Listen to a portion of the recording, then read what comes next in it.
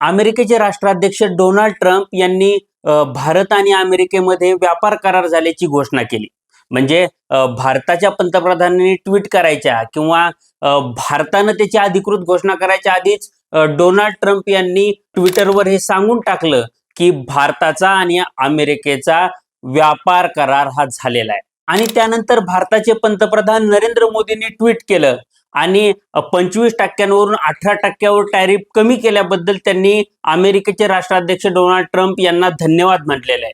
पण त्यांनी त्याबद्दल डिटेल्स दिलेल्या नाहीयेत. पण अमेरिकेचे जे राष्ट्राध्यक्ष आहे डोनाल्ड ट्रम्प त्यांनी याबद्दलच्या डिटेल्स या त्यांच्या ट्विटमध्ये मेन्शन केलेल्या आहेत. म्हणजे त्यातल्या काय डिटेल्स आहेत तर पहिली डिटेल म्हणजे भारत रशियाकडून तेलाची आयात ही बंद करणार आहे. दुसरी गोष्ट म्हणजे भारत हळूहळू करून त्यांचा जो टॅरिफ आहे तो 0% आणणार आहे. तिसरी आणि महत्वाची गोष्ट ही डोनाल्ड ट्रम्पने नाही तर त्यांच्या मंत्री असलेल्या ब्रूक रोलिन्स यांनी घोषित केली आणि त्यांच्या म्हणण्यानुसार अमेरिकन कृषी मालाला भारताच्या मार्केटमध्ये ऍक्सेस मिळालेला आहे. आता या सगळ्या गोष्टी खऱ्या मानून आपण त्यावर चर्चा करणार आहेत, कारण की भारताकडनं भारताची बाजू अजूनपर्यंत सरकारनं मांडलेली नाहीये. आणि आता एवढा उहापोह होत असताना, जगभर या गोष्टीची चर्चा होत असताना किंवा भारतात त्यावर टीका होत असताना किंवा समर्थन होत असताना सरकार आपली बाजू मांडत नाहीये. आता या सगळ्या मुद्द्यांबद्दल भारत सरकार जोपर्यंत अधिकृत भूमिका घेत नाही तोपर्यंत अमेरिकेच्या राष्ट्राध्यक्षांचं जे ट्विट आहे किंवा तिथल्या कृषी मंत्र्यांचं जे ट्विट आहे त्याला आपण अधिकृत मानून त्याचं विश्लेषण करणार आहेत, कारण की आपल्याकडे दुसरी माहिती ही अवेलेबल नाहीये किंवा दुसरी जी बाजू आहे ती अवेलेबल नाहीये. तर आता अमेरिकेच्या राष्ट्राध्यक्ष असतील किंवा त्यांचे कृषी मंत्री असतील यांनी जे घोषणा केली किंवा यांनी त्यांच्या ट्विटमध्ये ज्या गोष्टी मांडण्याचा प्रयत्न केलाय त्या गोष्टी भारतासाठी किती फायद्याच्या आहेत किंवा किती तोट्याच्या आहेत हे आपण समजून घेणार आहेत. आणि त्यावरून हा करार भारतासाठी फायद्याचा आहे की तोट्याचा आहे ही गोष्ट तुमच्या लक्षात येणार आहे. त्यामुळे हा व्हिडिओ शेवटपर्यंत पहा आणि व्हिडिओ शेवटपर्यंत पाहिल्यानंतर भारतासाठी हा करार फायद्याचा आहे की तोट्याचा आहे हे तुम्ही मला कमेंट बॉक्समध्ये सांगा. सोबतच तुम्ही जर अजूनपर्यंत लॉजिकल सिद्धांत आपल्या युट्यूब चॅनलला सबस्क्राईब केलं नसेल तर आधी आपल्या चॅनलला तेवढं सबस्क्राईब करा. नमस्कार, मी सिद्धांत आणि लॉजिकल सिद्धांत आपल्या युट्यूब चॅनलमध्ये तुमचं अगदी मनपूर्वक स्वागत आहे. डोनाल्ड ट्रम्प यांनी ट्विट करून भारत आणि अमेरिकेमध्ये व्यापार करार झाल्याची घोषणा केली. आता या व्यापार कराराचे जे हायलाइट्स आहेत किंवा मुख्य मुद्दे आहेत ते त्यांनी त्यांच्या ट्विटमध्ये सांगण्याचा प्रयत्न केला. म्हणजे त्यांनी संपूर्ण तपशील जरी सांगितला नसला तरी ही महत्वाचे मुद्दे हे त्यांनी त्यांच्या ट्विटमध्ये हायलाइट केले. आता त्यांच्या ट्विटमधले मुद्दे काय आहेत किंवा अमेरिकेच्या ज्या कृषी मंत्री आहेत ब्रूक रोलिन्स त्यांच्या ट्विटमधले मुद्दे काय आहेत याचं विश्लेषण आपण आजच्या व्हिडिओमधून करणार आहेत. तर काय सांगितलंय अमेरिकेच्या राष्ट्राध्यक्षांनी त्यांच्या ट्विटमध्ये, तर त्यांनी सगळ्यात पहिला मुद्दा मांडलाय तो म्हणजे रशियन तेलाच्या संदर्भातला. म्हणजे भारत हा रशियन तेलाची आयात ही पूर्णपणे बंद करणार आहे आणि यातून युक्रेन युद्ध थांबायला मदत होईल असं ट्रम्प यांचं म्हणणं आहे. समजा जर भारतानं रशियाकडून तेल घेणं बंद केलं तर त्याचे भारतावर काय परिणाम होणार आहेत, तर भारताला हे सबसिडाइज ऑइल जे मिळत होतं ते मिळणं बंद होणार आहे आणि भारताला महागाचं तेल विकत घ्यावं लागणार आहे. आता हे महाग तेल विकत घेतल्यामुळं भारताच्या अर्थव्यवस्थेवर ताण पडणार आहे आणि तो ताण विचारात घेतला तर आपल्याकडं महागाई ही वाढणार आहे हे आपण समजून घेतलं पाहिजे. आता यातून दुसरी गोष्ट घडणार आहे ती म्हणजे भारताचं जे सार्वभौमत्व आहे किंवा स्वाभिमान आहे हा अमेरिकेसमोर झुकला असं मानायला तिथं जागा आहे. म्हणजे अमेरिकन दबावाला बळी पडून आपला जो परंपरागत मित्र आहे किंवा ऐतिहासिक मित्र आहे रशिया, त्या रशियाला आपण सोडतोय असा मेसेज यातून जाणार आहे. आणि याचा आपसुकच परिणाम भारत आणि रशिया यांच्या संबंधांवर होणार आहे.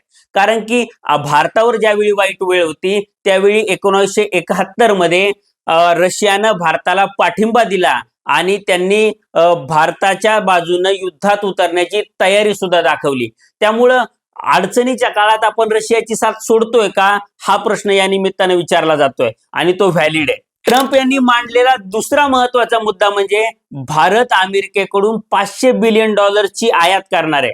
आता हा आकडा खूप मोठा आहे. $500 बिलियन जर आपण म्हटलं आणि भारताच्या आयातीशी त्याची तुलना केली तर भारताची एकूण आयात ही 600 ते 700 बिलियन डॉलरच्या दरम्यान आहे. म्हणजे भारत आपल्या एकूण आयातीच्या जवळपास 80 ते 85% आयात ही एकट्या अमेरिकेकडून करणार आहे, असं ट्रम्प यांचं म्हणणं आहे. म्हणजे हा विचार थोडा रिअलिस्टिक वाटत नाही, किंवा आपण जे तेल आयात करतो किंवा जगभरातल्या इतर देशांसोबत जे ट्रेड रिलेशन आहेत त्याचा विचार केला तर हे कसं काय शक्य आहे, हा प्रश्न सगळ्यांनाच पडलाय. आता ट्रम्प हे बऱ्याचदा खोटं बोलत असतात, त्यामुळं भारताची बाजू आल्यानंतर ट्रम्प यांचं म्हणणं खोटं आहे की खरंच भारतानं तसं आश्वासन अमेरिकेला दिलंय, हे आपल्या लक्षात येणार आहे. पण जोपर्यंत भारताची बाजू येत नाही तोपर्यंत आपण ट्रम्प यांचं म्हणणं खरं मानलं तर भारत आपल्या आयातीच्या 80 ते 85% आयात अमेरिकेकडून करायला तयार झालाय असं मानलं पाहिजे. ट्रम्प यांनी मांडलेली तिसरी गोष्ट म्हणजे भारत हा आयात शुल्क कमी करत करत 0% नेणार आहे. आता विचार करा, भारत हा अमेरिकेचा सर्वात मोठा ट्रेडिंग पार्टनर आहे आणि भारत अमेरिकेचा सर्वात मोठा ट्रेडिंग पार्टनर असल्यामुळं जर भारतानं आयात शुल्क जर 0% केलं तर अमेरिकन मालाची किती मोठी डम्पिंग भारतात होईल आणि हे भारताच्या अर्थव्यवस्थेसाठी किती वाईट असेल याचा विचार तुम्ही करा. आता चौथी आणि महत्वाची गोष्ट ही ट्रम्प यांनी मांडली नाही, तर त्यांच्या ज्या कृषी मंत्री आहेत ब्रुक रोलिन्स या बाईंनी मांडली. तर अमेरिकेच्या कृषी मंत्री असलेल्या ब्रुक रोलिन्स यांनी त्यांच्या ट्विटमध्ये सांगितलंय की भारतीय बाजारपेठेचा जो ऍक्सेस आहे तो अमेरिकन शेतकऱ्यांना आता मिळणार आहे. म्हणजे अमेरिकन शेतकऱ्याचे जे प्रोडक्ट आहेत ते भारताच्या मार्केटमध्ये विकले जाणार आहे किंवा भारतीय मार्केट हे अमेरिकेच्या शेतीमालासाठी खुलं झालेलं आहे. जर ब्रुक रोलिन्स यांचं हे म्हणणं जर खरं असेल आणि भारतानं अमेरिकन शेतकऱ्यांना किंवा शेतीमालाला जर भारताच्या मार्केटमध्ये ऍक्सेस दिला असेल तर भारतीय शेतकऱ्यांना आत्महत्या करण्याशिवाय कोणताही पर्याय नाहीये. कारण की भारतीय शेतकऱ्यांची अवस्था आधीचे गलित गात्र आहे. शेतकरी आधीच गाळात आहे, शेतीमालाला भाव मिळत नाहीये किंवा दुग्धजन्य पदार्थांना भाव मिळत नाहीये. आणि एवढं असताना अमेरिकेचं जे सोयाबीन आहे किंवा अमेरिकेचं जी मका आहे ही जर मोठ्या प्रमाणावर भारताच्या मार्केटमध्ये डंप झाली तर भारताच्या शेतकऱ्याला अमेरिकन मार्केटशी किंवा अमेरिकन शेतकऱ्यांशी स्पर्धा करणं हे अजिबात शक्य नाहीये.